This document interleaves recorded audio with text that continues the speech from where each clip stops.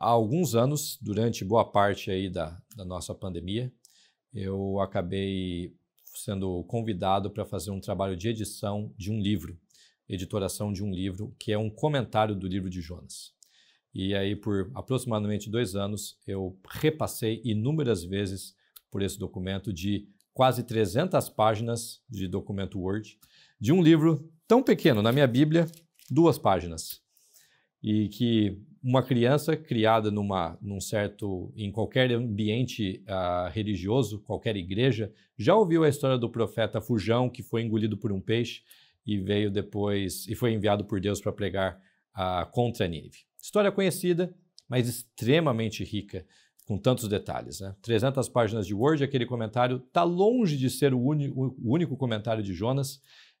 A autora desse comentário, uma professora lá da Universidade de Massachusetts, me mostrou um documento onde ela tinha catalogado todas as obras dos últimos 200 anos que ela conhece sobre Jonas. E esse era um documento de 25 páginas de Word, 2 colunas, só sobre Jonas, só sobre Jonas. Nessas aulas aqui que teremos dos profetas menores, falaremos sobre Jonas somente em 2, mas está longe, longe, longe de se esgotar o assunto sobre esse livro. Muito bem. Vá à grande cidade de Nínive e prega contra ela. É assim que eu intitulei a aula de Jonas. Muito bem, na aula de hoje nós cobriremos 4 tópicos. Contexto histórico do livro de Jonas, falaremos sobre Nínive e os assírios, falaremos sobre Jonas e os marinheiros e falaremos sobre Jonas e o peixe. E, novamente, a escultura de pedra-sabão de Aleijadinho, dessa ocasião aqui, Jonas. O profeta não aparece com um livro, aqui, na verdade o livro, o rolo que ele está segurando está aqui, mas ele está aqui em cima de um peixe, do qual ele sai na história. Mas, muito bem, vamos então para a nossa primeira parte, o contexto histórico de Jonas. Nós só temos uma única referência a um profeta com esse nome que a gente tem no capítulo 1, verso 1, Jonas, filho de Amitai. A gente só tem uma outra referência na Bíblia com esse nome, e essa referência está em 2 Reis, capítulo 14, verso 25, que lemos que esse mesmo profeta, ou um profeta com esse nome, profetizou, trabalhou como profeta nos dias de Jeroboão II de Israel. O mesmo Jeroboão da época de Oséias, o mesmo Jeroboão da época de Amós, e o mesmo Jeroboão da época também pega ali o restinho o profeta Miqueias pega o restinho do reinado de Jeroboão. Então, nessa época, você tem aí vários profetas trabalhando paralelamente. E Jonas é um deles. E aqui eu tenho um selo, esse sim é um selo, não é a impressão de um selo, de um oficial do rei Jeroboão. Fala ali, pertencente a Shema, servo Eved de Jeroboão. Tá aqui o nome Jeroboão. Irvaam.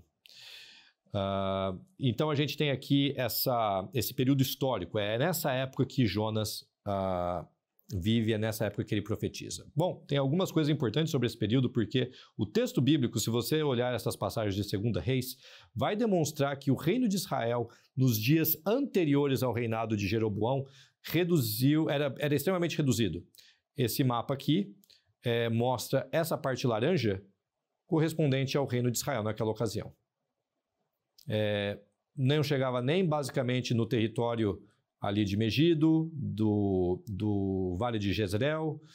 Israel estava confinado nas montanhas que englobavam Dotã, Samaria, Siquém, que ficava ali entre os montes Ebal e Gerizim, e também Betel. Esse era o reino de Israel naquela ocasião.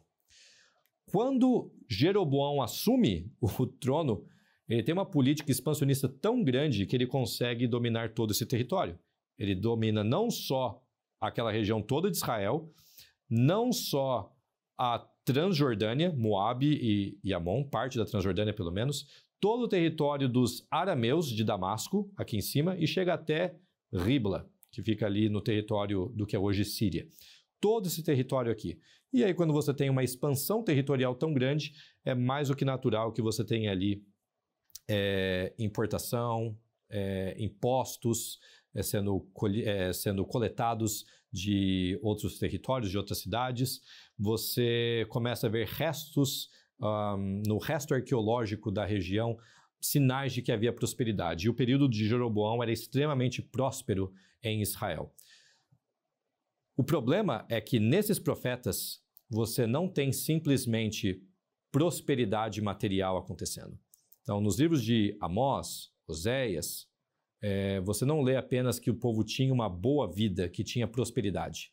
Você também vê uma pobreza espiritual muito grande. Nós já estudamos como Deus compara o relacionamento de Israel na época de Oséias, que é a época de Jeroboão. Israel é comparado a Gomer, uma mulher adúltera, uma prostituta. A gente vê as passagens de Amós falando contra a opressão que os ricos de Israel fazem com os pobres, com o órfão, com a viúva, com o necessitado.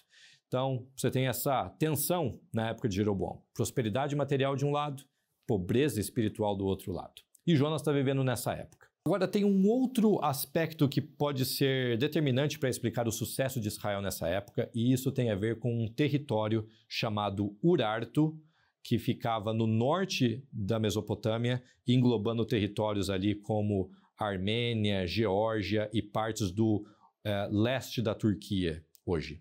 Esse território aqui, chamado Urartu, começou a dar bastante dor de cabeça para os assírios, que eram o poder dominante na ocasião, inclusive na época de Jeroboão II.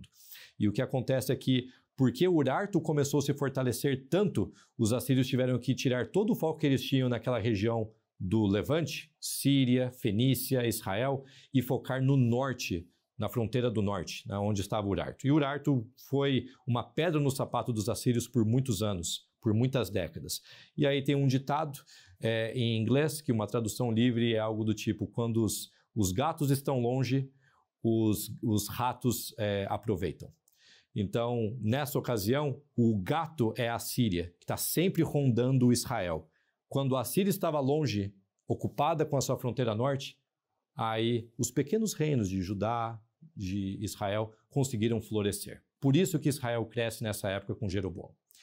Mas é nessa época que a gente tem, então, o nosso profeta Jonas sendo comissionado para pregar. E Deus chama o profeta nos versos 1 a 3 do livro, do primeiro capítulo, dizendo: a palavra do Senhor veio a Jonas, filho de Amitai, dizendo: levante-se, vá à grande cidade de Nínive e pregue contra ela, porque a sua maldade subiu até a minha presença. Jonas se levantou, mas para fugir da presença do Senhor, para Tarsis. Desceu a Jope e encontrou um navio que ia para Tarsis. Pagou a passagem e embarcou no navio para ir com eles para Tarsis, para longe da presença do Senhor. Curioso que o texto enfatiza 3 vezes o local para onde ele está fugindo, Tarsis, porque ele está desobedecendo a ordem clara de Deus de que ele deveria ir para Nínive. Vamos falar dos ninivitas e dos assírios, o povo que morava... os ninivitas eram assírios, os assírios eram ninivitas. É a mesma coisa de falar de um paulista, de um baiano, mas um paulista e um baiano é brasileiro, né? A Assíria era a nacionalidade, ninivita era a cidade de origem desse pessoal. Aqui você tem um mapa do Império Assírio e aqui está Nínive. Aqui está Nínive. Toda essa parte verde aqui tornou-se o Império Assírio em certo momento no 7º século a.C., eles inclusive conquistaram o Egito no ano 771, mas nessa época de Jonas, o reino da Assíria estava reduzido a boa parte desse território apenas. Então aqui está Urartu, que a gente estava falando, que estava dando dor de cabeça para a Assíria nessa ocasião. Então o nosso profeta está... O texto bíblico aqui do nosso livro de Jonas não diz de onde ele é, mas segundo Reis capítulo 14, fala que ele é de Gat-Hefer, que é uma cidadezinha aqui na Galileia, pertinho de Nazaré. A gente vai falar dessa correlação entre Jonas, Nazaré e Jesus daqui a pouquinho. Mas aqui nós temos então Jonas aqui, ele desce até Jope, o que é hoje Tel Aviv, aqui em Israel, e ele quer vir para cá, né? Em vez de ir para cá, para Nínive, ele quer ir para a direção do Mar Mediterrâneo.